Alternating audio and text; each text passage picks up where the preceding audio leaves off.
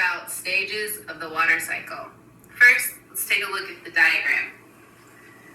We have evaporation, condensation, precipitation, and flow.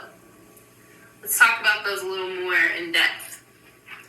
So we have evaporation. It's when the water goes up.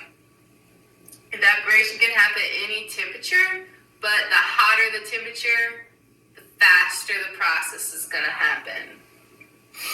There are two forms of evaporation. One is fog. You can see the fog. The most memorable time you're going to have seen fog is when you drive through it on the street. It's like a wall. You see a cloud over the street. You can't see through it. You go through it though, it appears like you're driving through a cloud, because essentially you are. The next form of evaporation is humidity. Humidity is the amount of water in air. Humidity, you cannot see it, but you can feel it. You go outside in the summer time when there's a lot of water in the air because the process is happening faster. The air is having water in it more often.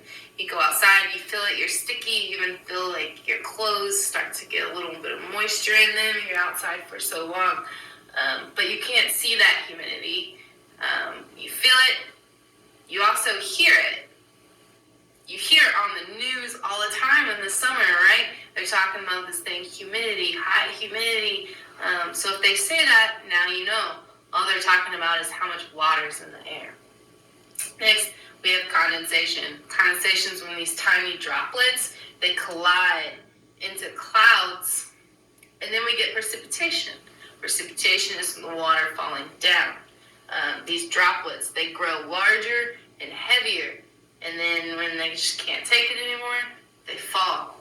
When they fall, we know that to be rain, sleet, snow, and hail.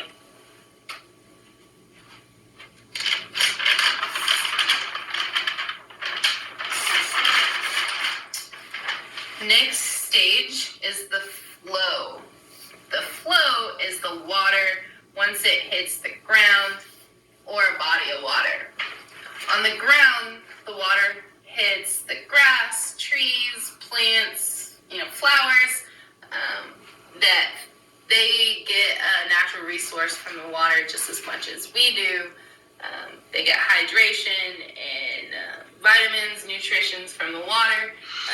That water goes up through the plants in the process of evaporation and adds to the cycle just as much as the water that ends up in the bodies of water.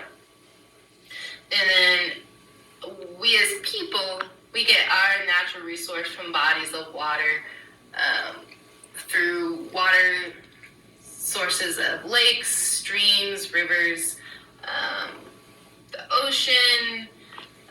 So also, not only do we get water as a natural resource, we get energy as a natural resource, because the people, we've learned how to dam up rivers, and that's where we gain a source of energy. It's a whole another video to talk about that. And lastly, our animals, they get their source of hydration from water, and all of the different bodies of water we've already talked about. In nature, wild animals, even the animals, we'll go as far as to talk about the puddle out in the middle of the street. Lots of animals in our neighborhood are very resourceful in finding that natural resource of water in a puddle even. So we're going to go ahead and step on over to our fun experiment for today. If you want to grab a bag, you're going to want a baggie. The bigger the bag, the more room you're going to have to draw your diagram. Permanent marker, you want a permanent marker to draw. If you would like to take this experiment to the next level, which I really suggest doing, it's fun, it's interactive, you're watching it happen naturally as the cycle would. Grab some tape. You're going to want some pretty strong tape. Get it on a nice warm day. Like I said, we talked about the temperature. The hotter the temperature, the faster it's going to happen. The more actively you're going to see the process and the cycle in your baggie.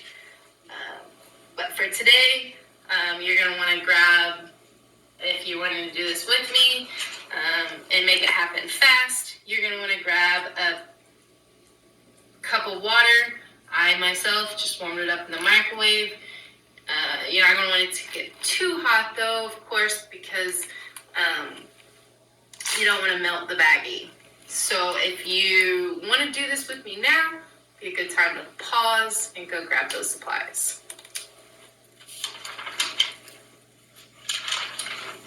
So here is a close-up. I'll show you my diagram that I have drawn my baggie. Of course, yours doesn't have to look exactly like mine. Just have a few key components. We have our sea, our lake. Those are our bodies of water, which is going to evaporate up. We have our plant source, a tree. We have evaporation arrows going from there. So we have evaporation arrows going up from all of our sources into the condensation cloud. And over here we have our precipitation cloud. And we have our rain or our droplets falling from the cloud back. And you'll see the cycle. So what you want to do here is carefully pour your water into your bag.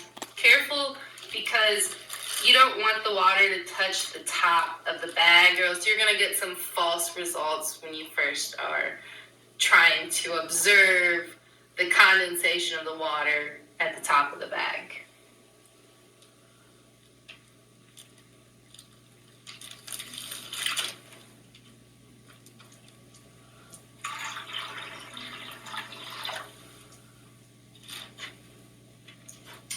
Well, I did okay. I didn't do so well. I have some droplets.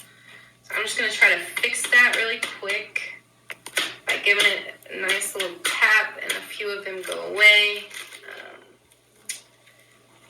But my water seems to not be very hot at all. It's not hot enough.